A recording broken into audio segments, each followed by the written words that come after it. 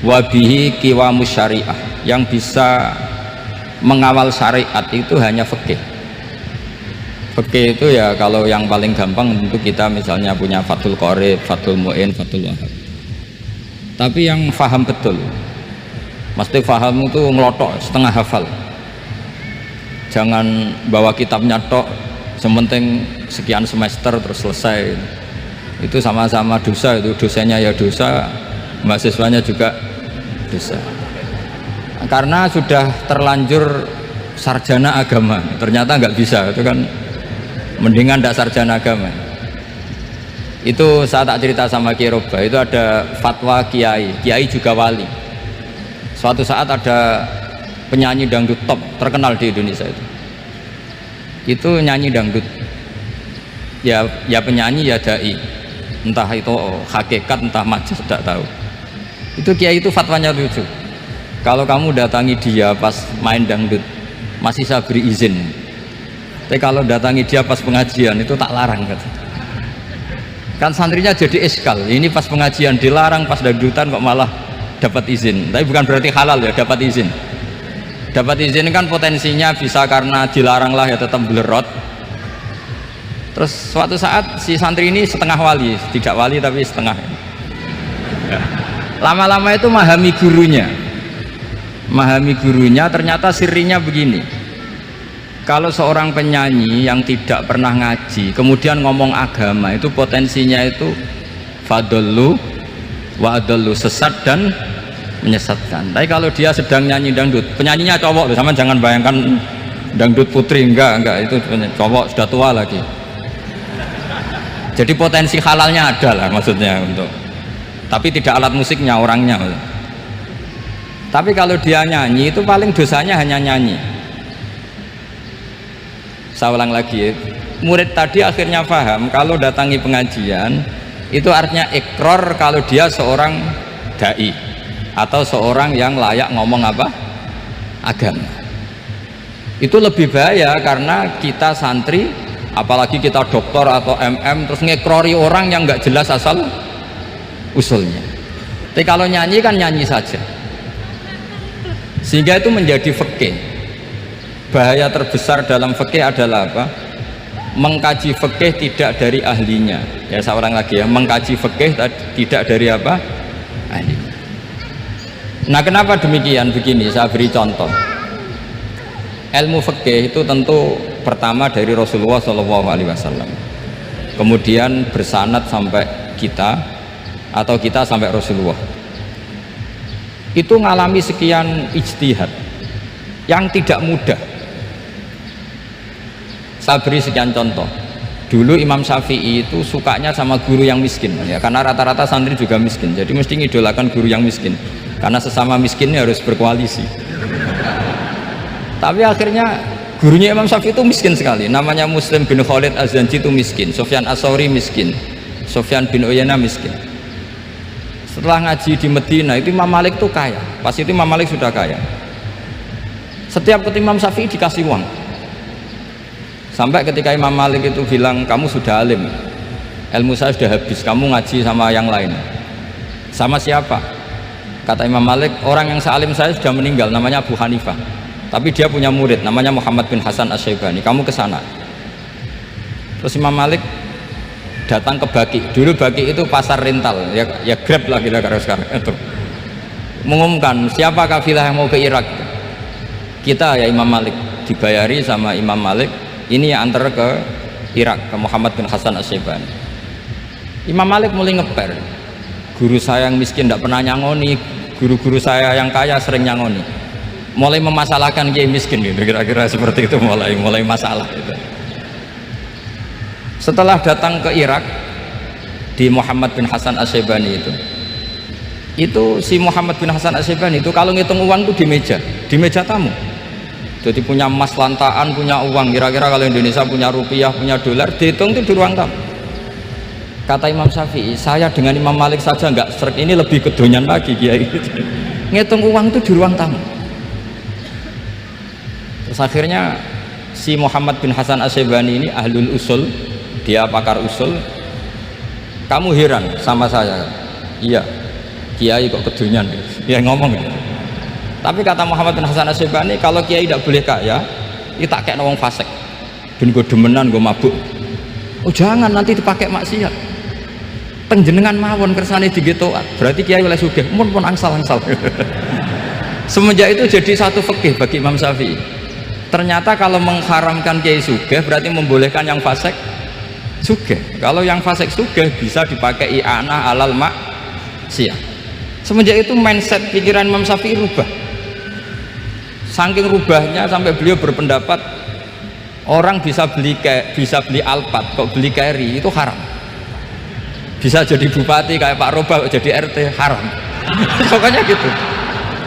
Bisa keren Kak Gus Bak kok jadi orang pendengar haram. Pokoknya haram terus. Karena dalil beliau al-Islam ya'lu wala yula alaih. Coba sampean ridho misalnya jadi orang Gresik dipimpin orang yang nggak sholat, ridho ndak? Ndak. Atau sholat tapi nggak bisa ngaji, ridho ndak? Ketika yang bisa ngaji berpotensi jadi bupati, terus keterusan. Karena Imam Syafi'i keterusan, ya umatnya keterusan. Akhirnya orang-orang Syafi'i itu politikus rata-rata. Ya, makanya sama jangan kaget sama Baruba. Kakak saya wakil bupati dulu. Putranya Mbah Mun ada yang wakil apa? Gubernur. Dulu Gus Wahid yang menteri agama. Itu asal usul dari perubahan fikih, mindset, cara berpikir Imam siapa? Syafi'i. Jadi dulu itu fikih ditemukan itu jelimet, ada perdebatan. Itu tidak hanya pada level ulama. Pada level Nabi pun ada perdebatan. Jadi jangan kira Nabi itu tidak debat, ya debat. Nabi itu asal seangkatan itu mesti debat, termasuk debat dengan malaikat. Jadi kalau perlu ya debat sama apa? Karena malaikat itu kan lugu itu gak iso mikir. Karena kalau malaikat iso mikir bisa jadi rektor. Nanti kasihan Pak Salam gitu. Malaikat gak boleh jadi rektor. Malaikat Israel itu nggak tahu etika. Jadi beliau ketika mau membunuh, mencabut nyawanya Ibrahim datang, ya Ibrahim saya ini disuruh nyabut nyawa kamu. Kata Ibrahim, wah kamu itu pasti salah. Kamu tahu saya siapa? Saya ini Khalilur Rahman, kekasih Allah. Masa kekasih membunuh yang dikasih? Ini nggak bener, logika itu nggak bener. Pasti kamu salah. Karena Israel itu tidak bisa debat. Ketika ditanya hal ra'aita khalilan yumitu khalilah, masa kekasih membunuh yang dikasih? Saya ini Khalilur Rahman, masa Allah mencintai saya kemudian membunuh saya? Itu logika agak bener. Tidak, keliru, kamu itu keliru. Israel akhirnya terbang lagi. Ya Allah, katanya logika saya ini salah. Karena masa kekasih membunuh yang dikasih? Karena Israel nggak pernah sekolah, nggak pernah sekolah, nggak bisa dia jawab. Akhirnya diajarin Allah. Dah kamu bilang gini ke Ibrahim, hal ra'aita khalilan yakrahu ayyalqa khalilah, masa kekasih tidak siap ketemu yang dikasih? Dibalik logikanya. Akhirnya datang lagi ke Israel, kata Allah begini, masa jenengan kekasihnya tidak siap ketemu yang kau kasih? Oh ya oke, mati gak apa-apa. Jadi ilmu itu ngalamin perdebatan. Jadi saya datang murni karena Kiai Mas Buhin, bukan karena MC. Itu dosa besar kalau saya datang karena MC. Karena saya punya kewajiban yang lebih besar. Jadi yang bisa mengalahkan adalah a'dzama minhu, yang super besar kira-kira gitu. Karena jelas ada riwayat inna min abaril birri silatar rajuli ahla wuddi abi.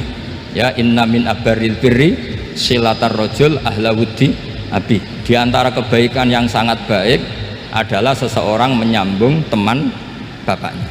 Padahal sampean kan nggak mungkin teman bapak saya. Teman saya aja nggak mungkin, nggak level apalagi bapak saya kan. Jadi malah mohal itu. Jadi ilmu itu harus mengalami satu gesekan, karena logika itu bisa dibalik. Nah karena ilmu itu mengalami satu gesekan, satu logika yang bisa kayak iya kayak enggak, sehingga jargon di dunia ijtihad itu begini, ra'yuna shawabun yahtamilul khata' wa ra'yuka khata'un yahtamilus shawab. Pendapat saya benar tapi mungkin salah, tapi pendapat kamu taruhannya salah dulu tapi ya mungkin benar. Jadi mustahid, kalau ketemu mustahid itu lucu ngomongnya itu, ra'yuna shawabun yahtamilul khata. Pendapat saya tarifnya benar dulu tapi ya mungkin salah. Kalau pendapat kamu salah tapi ya mungkin benar atau mungkin bisa salah, ya tidak tahu, pokoknya mungkin benar. Nah, kenapa demikian? Begini, di luar masalah tauhid, seorang lagi di luar masalah tauhid itu tentu ada masalah-masalah yang sifatnya ijtihadiyah. Ya, saya ulang lagi, yang sifatnya apa? Ijtihadiyah. Dan ijtihadiyah ini nggak pernah selesai karena muqtadul hal, konteks kesejarahan maupun konteks kesempatan itu tidak sama. Dulu kiai-kiai itu ngaramkan dasi, ngaramkan celana, karena yang celananan yang dasinan itu penjajah. Jika mantasabbaha biqaumin fahuwa minhum. Tapi lama-lama kiai-kiai itu ya pakai dasi, pakai celana. Ya karena dianggap sudah tidak mantasabbaha biqaumin fahuwa minhum. Ini ngalami pergeseran. Semua ijtihad itu ngalami pergeseran. Lalu pertanyaannya begini, lalu ijtihad apa Gus yang permanen? Yang permanen ya ijtihad dengan alatul ijtihad, dengan alat-alat apa? Ijtihad. Saya beri contoh misalnya begini. Nabi Musa itu yang ngalami ijtihad. Kata beliau karena kangen Allah, itu ingin melihat Allah karena kangen. Rabbi arini anzur ilai. Qala lan tarani walakin anzur ilal jabal. Ya sudah, namanya orang kangen ya ingin melihat, ya sudah gitu aja. Sehingga ahli ilmu kalam itu berdebat. Kalau kata ahli sunnah, karena Nabi Musa minta ingin melihat Allah, berarti melihat Allah itu jaiz, mungkin. Karena Nabi gak boleh bodoh meminta sesuatu yang hal. Maka antipatinya ahli sunnah terhadap pendapat Mu'tazilah itu antipati. Karena menurut pendapat Mu'tazilah Allah itu qadim, Allah itu laisa kamislihi syai'un, sehingga gak bisa dilihat. Pertanyaannya adalah berarti Nabi Musa meminta sesuatu yang hal, itu bodoh sekali sampai gak tahu mana muhal mana apa jaiz. Makanya kata Imam Ghazali, masa Nabi Musa yang Nabi nggak tahu kalau melihat Allah itu muhal sampai minta, berarti nganggap itu jaiz atau boleh. Itu cara pandang orang-orang ahli sunnah apa wal jamaah. Tapi tetap saja sebagian ulama itu ya balelo, yang kayak Mu'tazilah itu ya balelo, cara berpikir pokoknya itu karena kangen, bukan karena mungkin atau tidak mungkin. Jadi nggak mungkinnya tetap tidak mungkin. Terus mereka dalil la tudrikul absar wa huwa yudrikul absar. Nah, sudut pandang ini akan terus. Ada seorang wali ditanya, kalau kamu di surga ingin melihat Allah apa enggak? Jawabnya enggak. Kenapa? Kasihan Allah. Terus kenapa? Unazzihu dzalikal jamala an nadhari misli. Saya tidak ridho Allah yang hebat, yang keren, kemudian sing delok di rumah aku wong Gresik. Koyok gak ngergani pangeran. Sebenarnya sing delok Allah ben golongane Nabi Muhammad, Nabi Ibrahim, kowe ora usah ngilangi keren, maksudnya itu. Jadi ada ulama itu jadi wali kalau sholat itu karena di soft belakang, tapi jangan ditiru. Itu kan gak lazim ya, lazimnya kan afdhalus sufuf tak soful awal. Ketika ditanya kenapa kamu kalau sholat di belakang, cek GR koyok wani suwan pangeran gue ngarep, aku sungkan berarti gue gurih lagi. Kalau sampean kan karena males, bukan karena sungkan. Jadi itu artinya rasa ya. Makanya nggak bisa, nggak ada ijtihad itu tidak mungkin, karena perasaannya orang itu beda-beda. Itu Sayyid Abdul Al-Haddad itu kalau ngendikan masyhur, man da'a li dzalimin bil baqa faqad ahabba yusawwah fi ardi. Orang yang mendoakan orang fasik masih hidup, gak mati-mati, itu berarti suka kalau Allah dimaksiati di buminya. Wong fasik kelakuannya rak maksiat, nak mbok dongakno mari, itu berarti kamu ingin Allah didurakani terus menerus karena si fasik masih hidup. Tapi kalau Abdul Hasan As-Sadili cara ngendikan gini, kalimatnya persis, man ahabba alla yusawwahu fi ardi faqad ahabba alla tadhharu maghfiratuh. Orang yang ingin dunia ini steril, gak ada maksiat, maka sama saja berkeinginan tidak melihat luasnya maghfirahnya Allah. Sama-sama wali besar, tapi cara pandang hubungannya dengan Allah seperti itu. Jadi mau tidak mau ijtihad itu mau tidak mau. Makanya tidak usah dipertentangkan misalnya cara berpakaian, cara apa, yang penting sesuai aturan Islam ya sudah. Karena ini urusan rasa. Urusan apa? Rasa. Itu Syekh Hasan Basri itu sering jagungan sama Robiah Hadawiyah. Itu secara fikih salah. Tapi pas itu ulama fikih ditanya, kenapa Anda tidak komentar terhadap dua wali besar yang sering ketemu? Andai kan semua santri seperti itu akan saya halalkan, kata. Karena nggak mungkin punya nafsu. Sehingga fikih dulu memang masih asli. Kamu lihat di takrib misalnya, lelaki melihat perempuan itu nggak boleh kecuali sekian alasan. Termasuk boleh itu litaklim karena mengajar, atau lil muamalah. Lah ini yang mulai masalah. Ada warung kopi, penjaganya cantik, santri-santri ngopi. Ini lil muamalah, kan kasus ya. Mau disalahkan pada takbirnya, mau dibenarkan ini jelas fasik kan, jelas fasik.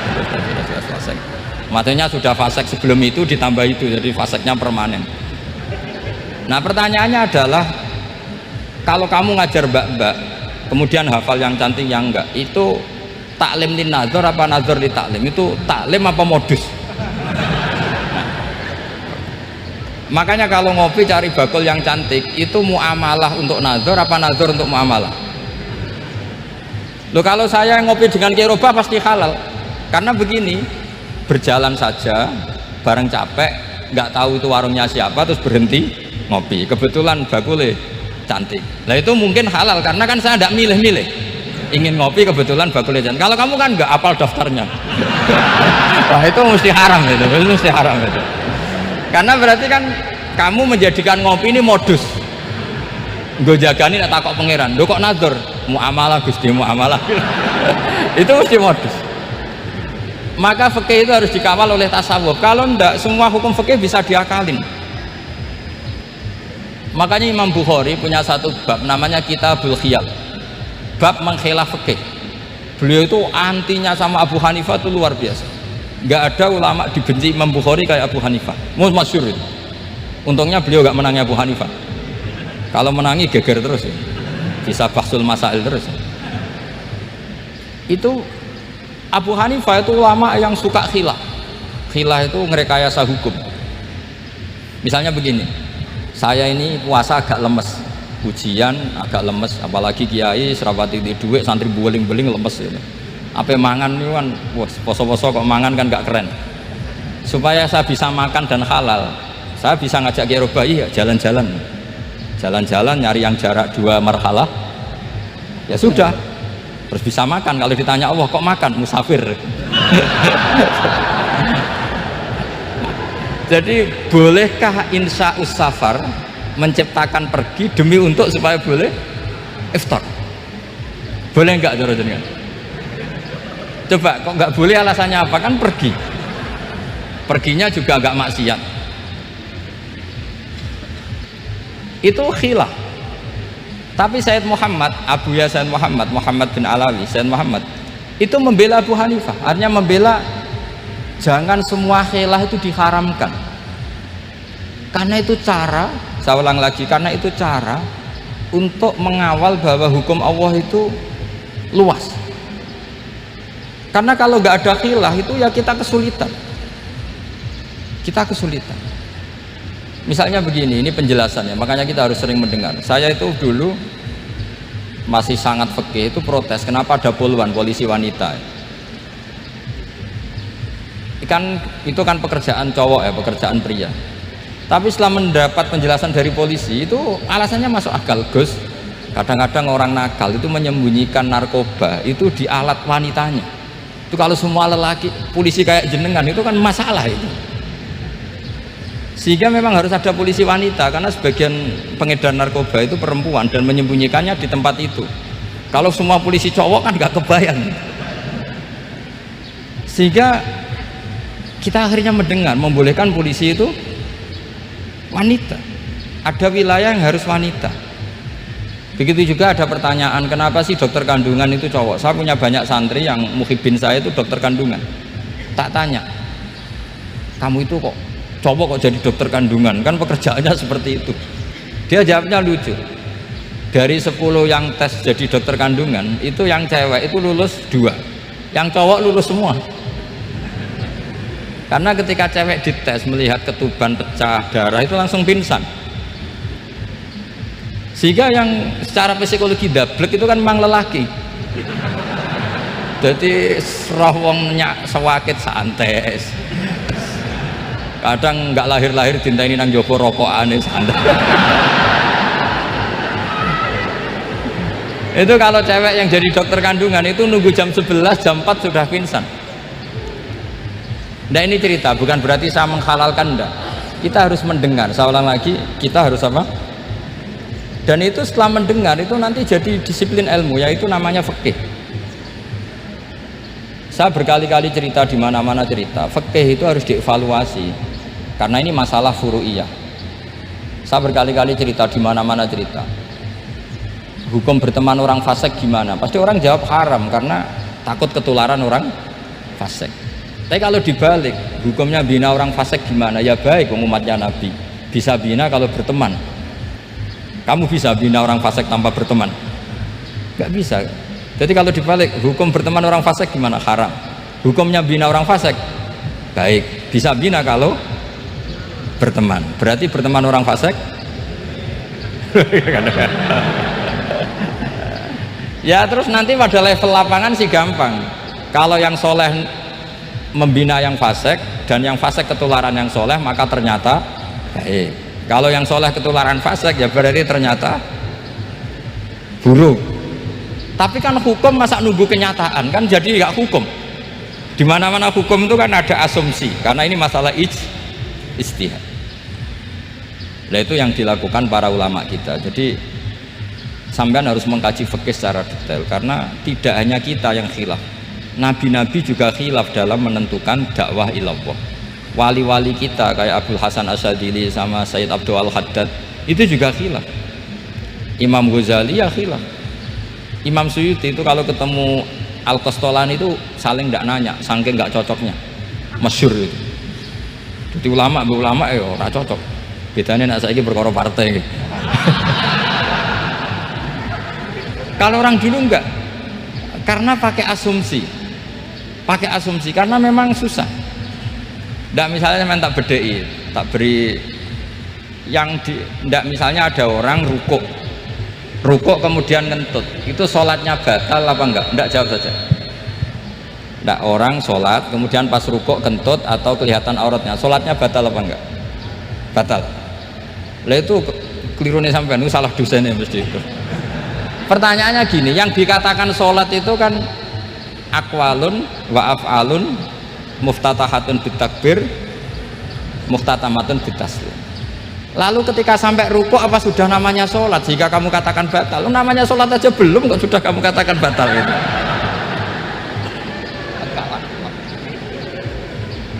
Iya kan?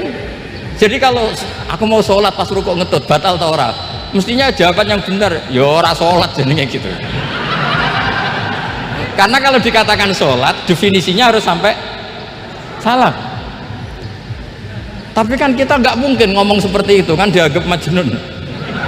Padahal itu yang benar, yang punya kecerdasan. Nah makanya pertanyaannya, fikih itu ngikuti bahasa awam apa bahasa istilah? Kalau ngikuti bahasa awam ya kayak tadi, sholat kok pas rukuk kentut maka batal. Sebenarnya yang batal itu sholatnya apa rukuknya? Nah makanya terjadi perdebatan. Kalau yang pakar-pakar usuli itu salah istilah itu nggak mau. Saya ulang lagi, kalau pakar-pakar usuli itu salah istilah itu nggak mau. Terus misalnya tak beri contoh lagi. Kalau imam itu sudah salam pertama itu yang rukun kan salam pertama. Berarti setelah salam pertama imam sudah keluar dari sholat apa belum? Sudah kan? Yakin? Ya sudah. Sekarang sama tak bedai. Lalu makmum itu kesunatan langsung berdiri apa nunggu imam salam kedua? Enggak, jawab saja. Nunggu salam kedua kan? Itu kriminalnya sampai anda harus begitu itu. Kriminalnya begini, berarti anda membolehkan makmum bergantung sama orang yang sudah tidak sholat. Kata kamu setelah salam pertama dia sudah tidak sholat. Berarti kamu menginstruksikan makmum berhubungan dengan orang yang sudah tidak sholat, karena sudah keluar dari sholat ketika salam pertama. Kalau kamu di debat gitu gimana jawabnya? Pusing kan? Berarti robtul makmum bisolatiman sing wis laisa fi sholatin, berarti menggantungkan sholat sama orang yang sebetulnya sudah tidak sholat. Ada yang jawab, sebagian ulama fikih tetap disunatkan menunggu salam kedua, karena salam kedua itu masih paket meskipun tidak rukun, dia paketnya selesai. Tapi selalu pertanyaannya gini, lalu setelah salam pertama itu imam masih sholat gak? Udah sama pernah dijawab toh? Nah ini pentingnya bodoh gak mikir. Jadi makanya bodoh itu barokah karena gak mikir. Jadi soalnya Rabbana ma khalaqta hadza apa? Batila. Sing bodoh ya barokah, sing pinter ya barokah. Sing ra barokah maksiat. Wis ora ono barokah blas.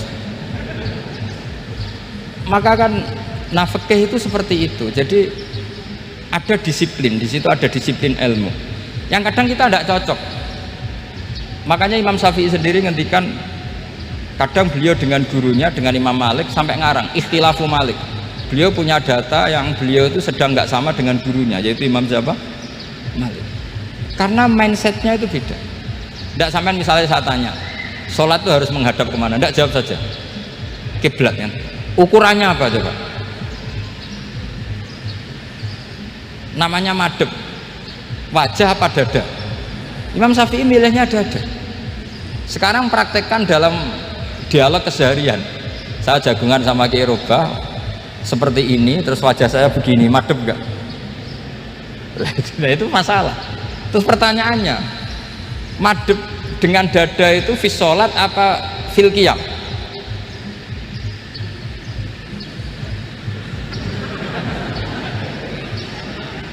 Loh enggak, kalau fi sholat pas sujud dada kamu madhep mana coba?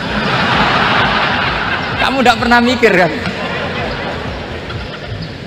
Ya madhep pakai dada itu kan kalau berdiri, kalau rukuk sama sujud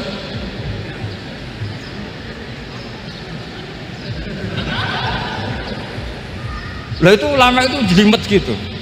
Makanya jarang yang menekuni profesi ulama itu, karena menekuni proposal banyak, karena memang susah.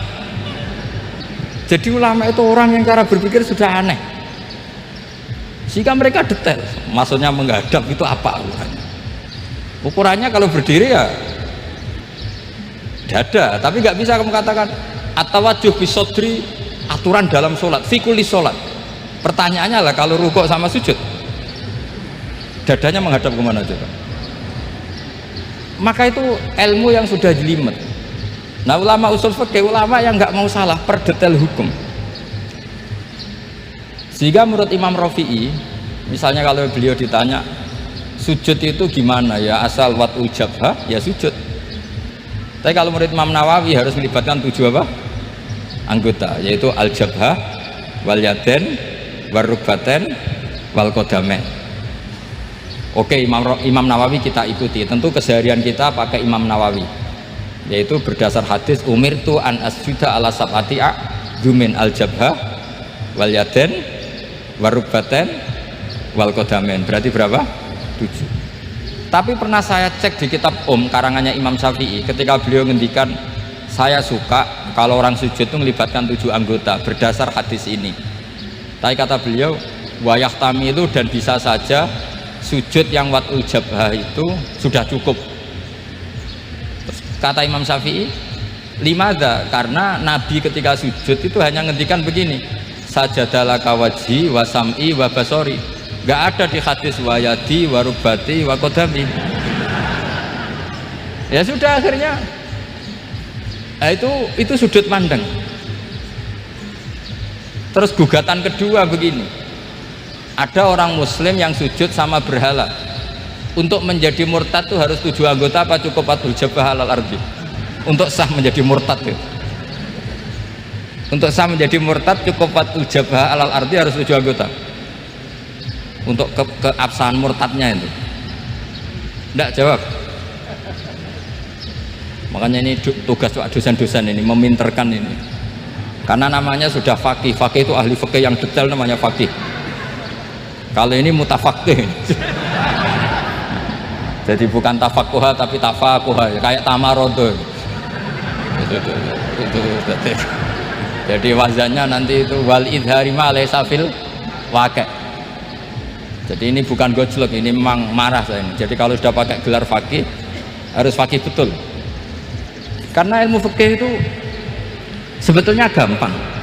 Sampai kalau ngaji i'anah itu kelihatan fikih itu gampang karena ada logika yang terbangun. Misalnya begini, orang kalau tawaf itu disuruh agak jauh dari Ka'bah, jangan sampai nginjak sadarwan, karena sadarwan itu pondasi itu ikut Ka'bah. Kenapa begitu? Ya jenenge ramuteri Ka'bah, ide Ka'bah. Jadi sebenarnya sederhana logikanya. Sing jenenge muter itu di luar itu kita muter. Lah kalau nginjak pondasinya namanya gak muteri Ka'bah tapi ida Ka'bah. Ya jadi sederhana sebetulnya, ya masuk akal. Jadi fikih itu tidak ada yang iskal, sebetulnya masuk akal. Tapi karena kita nekuni itu tidak serius, maka terus jadi paradok. Saya beri contoh lagi, ini sebagai penghormatan saya sama Kiai Mas Bukin, karena ini sudah namanya fakih. Kalau ada ayam jago ditabrak truk terus kejet-kejet, andai kan dibiarkan pun mesti mati karena gerakannya sudah harokatul madbuh. Terus kamu sembelih, itu halal apa enggak? Enggak jawab, ayam jago loh.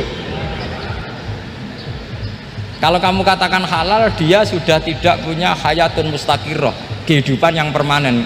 Andai kan kamu biarkan pun 1 menit lagi meninggal. Kejet-kejet kan mau prosedur saja, maksudnya pantasnya mati yo kejet-kejet sih, tapi sebetulnya sudah pasti mati.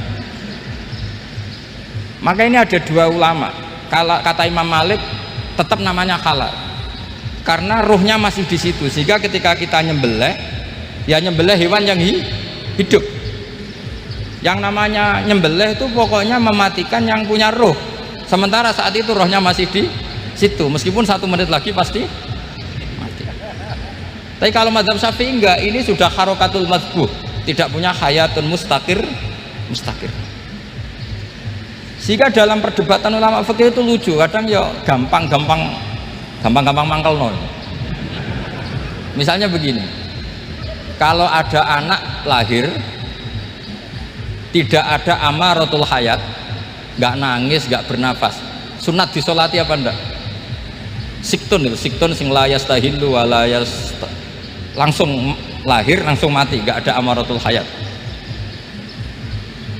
Rata mikir tuh, itu tidak wajib disolati. Alasannya ya kan memang sholat alal mayit kan tidak pernah hidup. Di mana-mana mayit itu setelah hidup mati, ini kan tidak pernah hidup.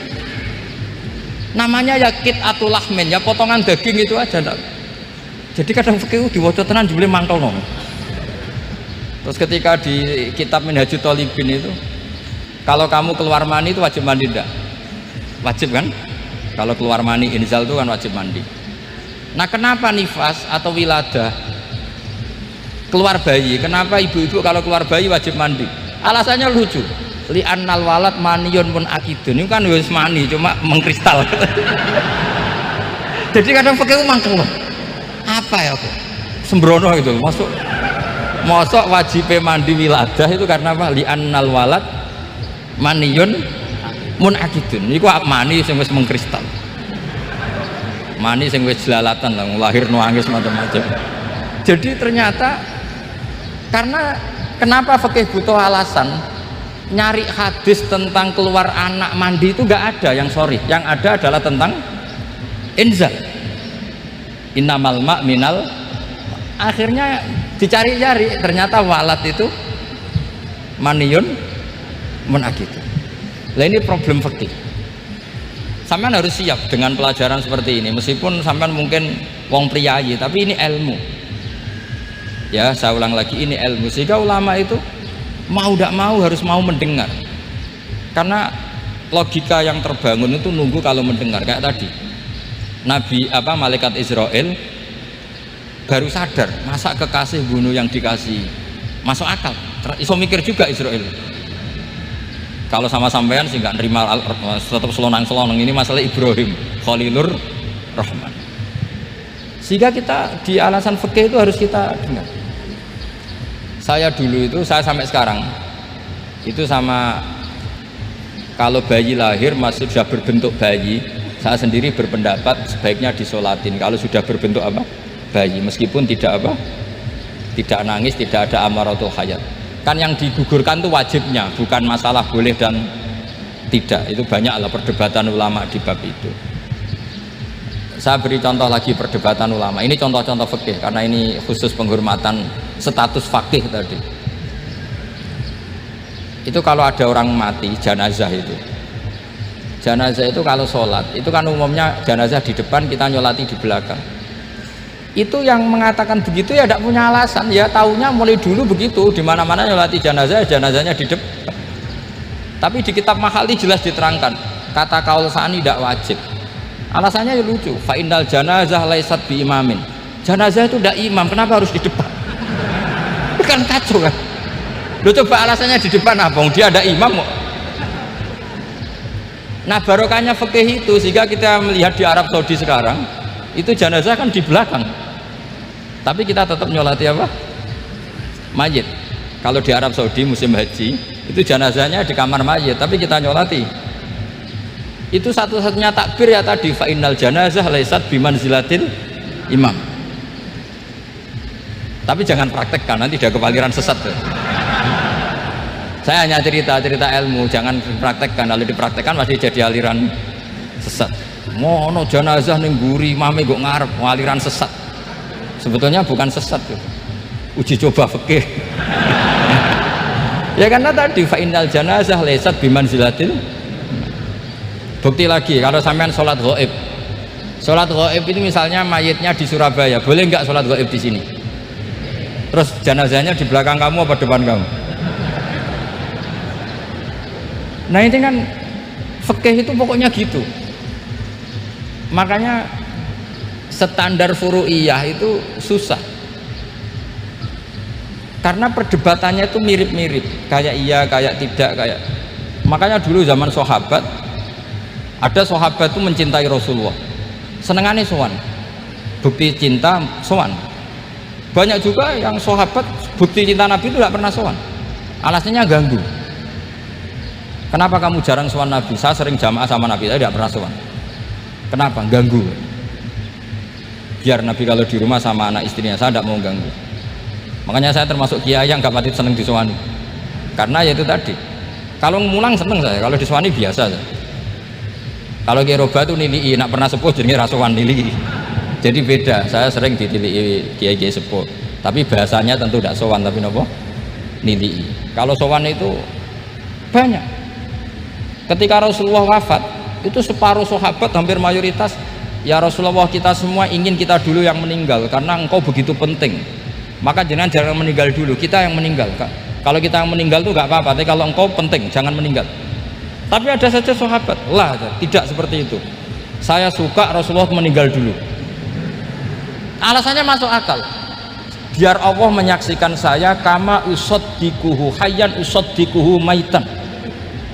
Allah biar menyaksikan saya iman kepada Nabi ketika masih hidup, dan saya buktikan setelah mati pun, setelah meninggal pun, setelah wafat pun iman. Jadi ternyata baisnya itu supaya orang tahu bahwa iman kita kepada Nabi itu iman yang super, sehingga ketika beliau sugeng ya kita iman, setelah wafat juga kita iman. Kai usaddikuhu maitan kama usaddikuhu hayyan, supaya saya mentasdikkan beliau setelah meninggal sebagaimana kita mentasdikkan beliau saat masih hidup. Dan ternyata Allah ridho dengan perkataan sahabat itu. Kenapa Allah ridho? Karena menjadi pelajaran bagi orang-orang yang ditakdir gak menangi Rasulullah SAW. Tetap mereka iman. Jangan kayak setan tuh kurang ajar betul kalau iblis itu. Masyhur itu, iblis itu nangis-nangis neng Nabi Musa. Iblis itu takutnya sama Allah itu luar biasa, sampean kalah. Iblis itu setiap ketemu malaikat karena dia ngerti alam gaib, mesti apa itu kama sali syaitani idqala li insani kfur falamma kafara qala inni bari'um minka inni akhafu wa rabbal alamin. Jadi setan iblis itu paling sering bilang inni akhafu wa rabbal alamin, karena iblis itu tahu surga, tahu neraka, tahu kekuasaannya Allah, jadi takutnya sama Allah luar biasa. Makanya setiap dia mengajarkan kekafiran, setelah orang itu kafir gimana? Inni bari umminka, inni akhafuha rabbal alamin. Saking takutnya sama Allah, suatu saat iblis ini datangi Nabi Musa. Karena tahu Nabi Musa itu kalimullah, orang yang bisa komunikasi langsung dengan Allah. Ya Musa ya kalim Allah, saya ini makhluk, saya takutnya sama Allah luar biasa. Tolong rayukan Allah supaya nerima tobat saya. Karena dirayu terus, lama-lama Nabi Musa bilang, oke, tak rayukan Allah sama Allah. Karena Musa kekasihnya, ya Allah, iblis itu ingin tobat, tolong dikasih hak tobat. Kata Allah, oke, dia bisa tobat asal mau sujud di makamnya Nabi Adam. Karena kesalahannya dia gak mau sujud sama Nabi Adam. Semenang Nabi Musa karena ada cara untuk iblis menjadi tobat. Dikasih tahu sama Nabi Musa, alhamdulillah kamu diterima tobatnya. Syaratnya apa? Sujud ke kuburannya Nabi Adam. Wah, iblis atau aslinya terus asjuduhu maitan wa qad la asjuduhu hayyan. Oh, zaman urip aku ora gelem, pomene wis mati. Oh, dasar setan itu. Oh, zaman urip aku ora gelem, wis mati kok kon sujud. Kumat maksudnya terus ya sudah terus sampai sekarang akhirnya. Kalau sekarang sudah tidak mungkin lagi karena nggak ada Nabi Musa. Jadi ijtihadnya sahabat melihat wafatnya Rasulullah itu beda-beda dan ternyata semuanya diridhoni Allah. Karena ternyata yang suka Nabi wafat dulu adalah ingin supaya umat Islam tetap mencintai beliau, iman sama beliau, tasdik sama beliau, sebagaimana tasdik zaman Sugeng. Makanya kita harus mencintai guru-guru kita. Uhibbuhu maitan kama uhibbuhu hayyan. Saya sampai sekarang itu ya merasa Mbah Mun itu tidak meninggal. Saya masih merasa kalau bapak saya tidak meninggal karena kita mencintai beliau-beliau ketika hidup dan ketika wafat itu sama. Karena beliau-beliau sama kita juga seperti itu. Rasulullah itu ketika mendekati wafat, ya bahasa halusnya intaqala ila rafiqil a'la. Itu Nabi kalau ngedikan tuh rileks sekali. Hayati khairun lakum wa wafati khairun lakum. Cung aku nak uripku ya apik, engko nak aku wis kapundhut ya apik. Fa amma hayati fali asunna lakum as-sunan. Sebagian riwayat fa innakum tuhadditsuna anni wa uhadditsu ankum. Kalau saya masih hidup, saya bisa mengajarkan kamu sunnah, mengajarkan kamu tradisi-tradisi yang benar. Dan ketika aku mati, ketika aku sudah wafat, maka saya jejer Allah, kata Nabi. Saya berdampingan dengan Allah, maksudnya dekat Allah. Tentu bila kaifin walan hisor. Terus sudah fa inna amalakum, amal-amal kamu diperlihatkan ke saya. Berhubung saya sudah dekat Allah, kalau amal kamu baik, saya muji Allah. Kalau amal kamu buruk, saya langsung mintakan ampun kepada Allah. Jadi Nabi rileks sekali. Artinya saya hidup bagus karena bisa ngajarkan kamu as-sunan wa syara'i. Kalau saya wafat karena saya dekat Allah, kalau kamu baik saya muji Allah, kalau kamu buruk saya mintakan ampun kepada. Guru-guru kita juga seperti itu. Justru setelah wafat beliau-beliau punya kesempatan dekat sama Allah, dekat sama al-malail a'la, sehingga mendoakan apa? Nah, terus kata Sayyid Muhammad, wala taqulu lima yuqtalu fi sabilillahi amwat. Kamu jangan pernah berkeyakinan atau berpendapat atau berkomentar kalau orang-orang yang mati fi sabilillah adalah berstatus apa? Mati, amwat. Kalah. Terus kata Sayyid Muhammad, hadza li amati syuhada. Ketentuan ini bagi umumnya syuhada. Artinya gini, umumnya syuhada saja tidak berstatus amwat, apalagi hadza Rasulullah sayyidul syuhada, sayyidul anbiya, sayyidul mursalin, tentu tidak pernah berstatus amwat. Ya saya ulang lagi ya, jadi zaman cara berpikir amatus syuhada, syuhada yang umum saja berstatus hidup, tidak boleh distatuskan amwat. Apalagi Rasulullah itu sayyidus syuhada, sayyidul anbiya, maka status beliau pasti hayyun la yamut, pasti beliau itu hidup tidak. Dan karena beliau itu asfaq, sangat sayang kepada kita, sebagaimana zaman beliau hidup itu sayang kepada kita sampai nangis-nangis minta hak syafaat, maka setelah meninggalkan pun beliau pasti sayang kita dan pasti berusaha supaya kita diampuni oleh Allah Subhanahu wa ta'ala. Sehingga ada sahabat yang tadi berpendapat kalau saya nggak masalah Nabi wafat dulu, supaya Allah menyaksikan saya usaddiquhu maitan kama usaddiquhu hayyan. Jadi ini cerita ya, cerita sudut-sudut pandang. Jadi saya mohon kalau mengkaji fikih itu harus detail. Minimal takrib itu setengah hafal. Supaya konstruksi ilmu itu utuh. Ya sama lagi konstruksi ilmu itu. Karena ilmu itu mesti ada yang apa ya?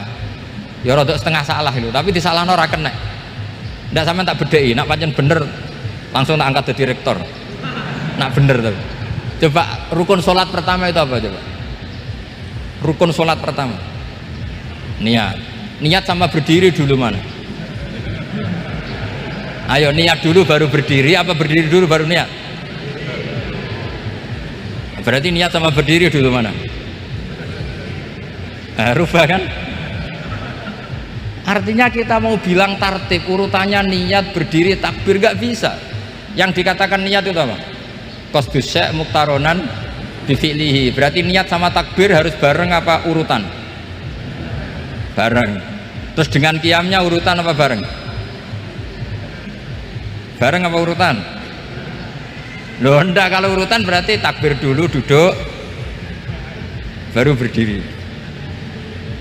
Nah maka seperti ini itu mau tidak mau kita salah, dikatakan tartib ya salah, dikatakan serentak ya salah. Cuma karena kita bodoh, gak tahu mikir itu, alhamdulillah kan di situ itu. Lo coba niat sholat, niat takbir qiyam dulu mana? Niat takbir qiyam dulu mana coba? Dulu qiyam. Nggak ada kitab yang mengatakan arkanus sholat awaluha. Oh dianggap kitab kriminal maksudnya. Makanya ngendikane ulama-ulama di sarah-sarah mau tidak mau sebagian istilah itu tasamuh itu wis digawe gampang ngono kok repot karena kita tidak bisa detailnya. Coba misalnya puasa Ramadan itu wajib apa? Tabyitun niat, nginep no niat. Sing darani nginep itu umure lama apa enggak? Lama kan? Sekarang sebelum 2 menit kamu baru niat, sah apa enggak? Sah. Itu sempat nginep apa enggak 2 menit itu? Enggak sempat kan? Jadi ilmu itu makanya kata ulama-ulama pokoknya ilmu itu mesti ono unsur tasamuh itu ya digawe gampang. Apa? Digawe gampang. Misalnya Imam Syafi'i berpendapat mashu ba'dir roksi, itu kata beliau walau sya'rotan fi hadir roksi, meskipun satu rambut asal masih di wilayah kepala, tapi kalau rambut itu dikeliwir dibasuh di sini nggak sah karena sudah keluar dari batas apa? Kepala. Imam Syafi'i cara berpikir kan ya ngene iki jenenge basuh sirah. Tapi cara Abu Hanifah enggak. Ya enggak, yang namanya megang kepala itu ya minimal 1/4 lah. Masa gitu dikatakan megah. Lalu ulama usul fikih itu berdebat. Sesuatu itu sesuai masodaknya. Masodak itu yasduku alaihi kadza, yaitu ini tadi saya cerita ke Ibu Khen tentang ngaji Jamul Jawame. Ini ilmu yang di Jamul Jawame. Sesuatu itu ukurannya mayasduku alaihi kadza apa dengan takrif definisi. Misalnya gini, sholat itu batal dengan makan. Kalau kamu sholat makan batal nggak? Nggak, jawab saja. Batal. Itu satu upo apa satu piring? Nggak, jawab saja. Satu upo sudah batal. Sekarang bab makan di ngurmat tamu. Cong tamuku keimangan. Iku sak upo apa sak piring?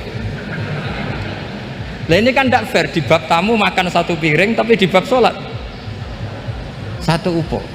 Maka pertanyaannya, lalu penamaan sesuatu itu berdasar masodak mayasduku alaihi ismu kadza atau berdasar uruf?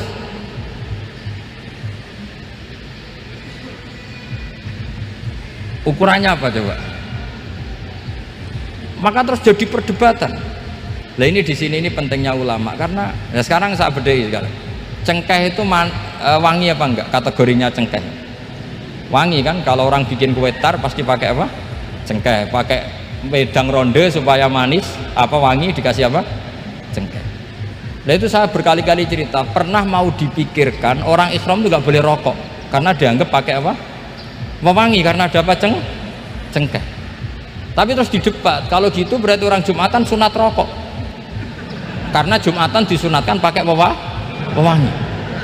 Wah itu kan akhirnya tuh wah iya repot ya kan. Jadi kalau cengkeh kamu kategorikan wewangen, yang orang ihram nggak boleh rokok karena pakai cengkeh yang wangi, konsekuensinya orang Jumatan sunat rokok karena berarti di masjid pakai apa? Pewangi, kan sesat semua. Jadi itu ilmu. Makanya selain fikih mateng itu ada ilmu yang namanya usul fikih. Usul fikih itu yang neliti itu. Mayas duku alaihi kada. Jadi yus ngono iku darani ngono. Saurang lagi. Ngono iku wis darani ngono. Ora perlu roh detail. Ya, saulang lagi. Wis ora perlu roh detail. Makanya Abu Hanifah itu misalnya basuh wajah. Wis angger kecelok ngene iki basuh wajah. Nek Imam Syafi'i kan detail.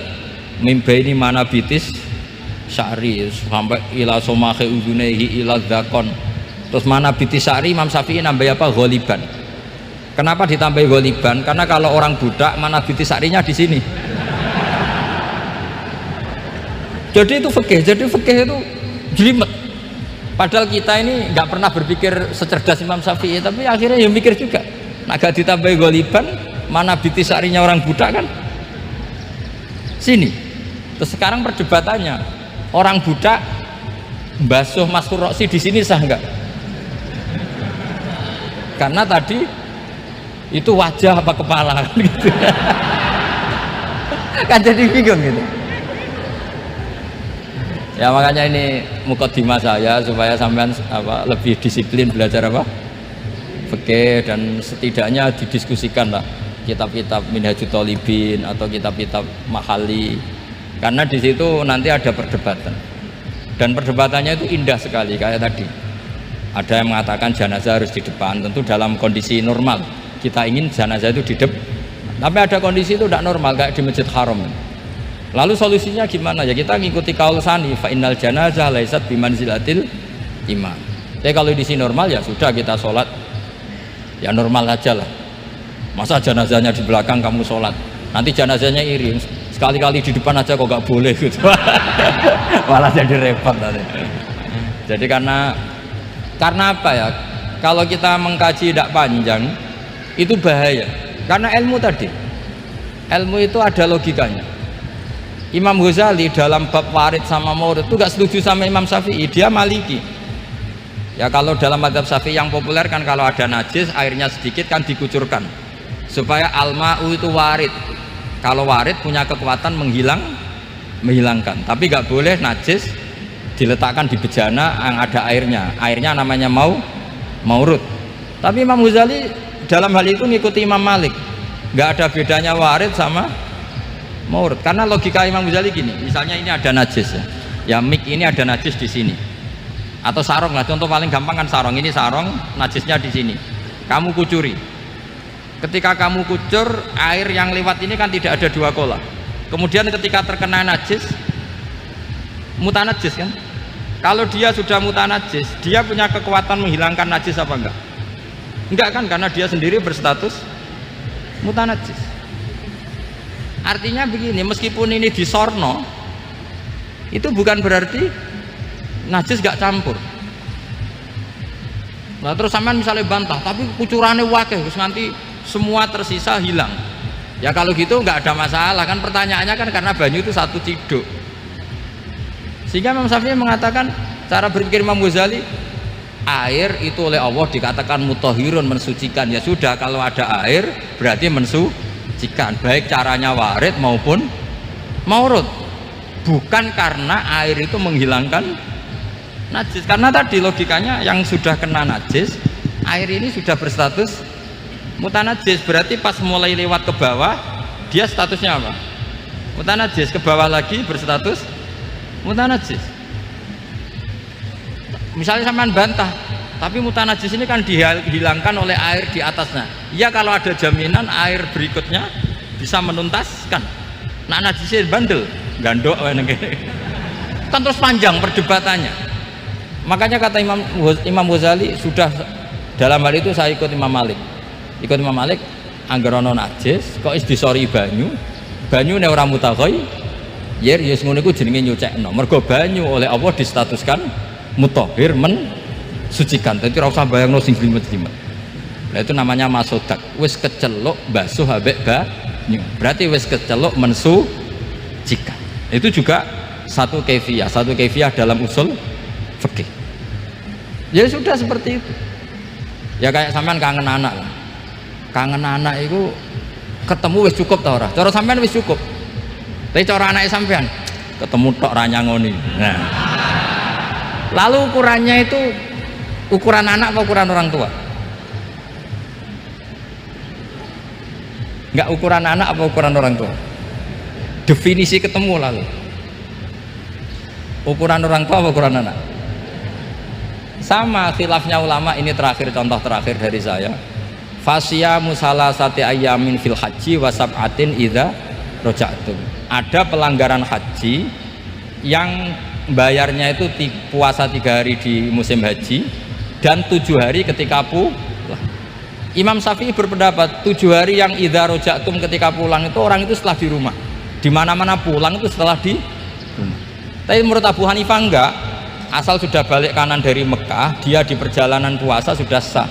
Karena bagi penduduk Mekah, kalau kamu sudah balik kanan namanya pulang. Seperti ini saya nanti, setelah acara saya pulang. Pasti Kiai Roba kalau ditanya, Gus Bak kemana? Sudah pulang. Tapi tanyakan istri saya. Jadi orang sini kalau saya sudah pamit, sampean bilang saya pulang enggak? Gus Bak kemana? Sudah pulang. Tapi tanyakan istri saya, belum pulang. Lalu ukurannya ini jenengan apa istri saya? Mau nggak mau harus, karena Allah hanya ngertian wasab'atin idza raja'tum, dan 7 hari ketika kamu sudah pulang. Ukurannya siapa coba? Ukurannya penduduk Mekah apa keluarganya? Kalau ukurannya penduduk Mekah, asal orang haji sudah cabut ya disebut pulang. Tapi kalau ukurannya keluarga, asal belum sampai rumah belum disebut pulang. Itu yang seperti kita dulu ketika era Wesel, zaman Ki Mas Bukin, Ki Roba Mondok, saya kan era Wesel. Angger wong tua bar ngeposno, anakku wis tak kirimi kan gitu. Wong wis diposno. Tapi masih 3 hari. Jari anake durung dikirimi. Bener mana tuh? Ya kira-kira seperti itulah usul fikih. Saya mohon anak-anak Inkafa ini mengkaji itu. Dengan status fakih itu orang yang mutafannin, mutabakhir fil fikih. Itu baru disebut apa? Fakih. Kalau enggak namanya apa? Mutafakih. Jadi bukan fakih tapi berpura-pura apa? Berpura-pura ahli fikih. Ya, tentu sekolah ini bukan diciptakan untuk yang berpura-pura fikih, tapi memang benar-benar apa? Fakih. Ya, saya kira demikian. Mohon maaf. Assalamualaikum warahmatullahi wabarakatuh.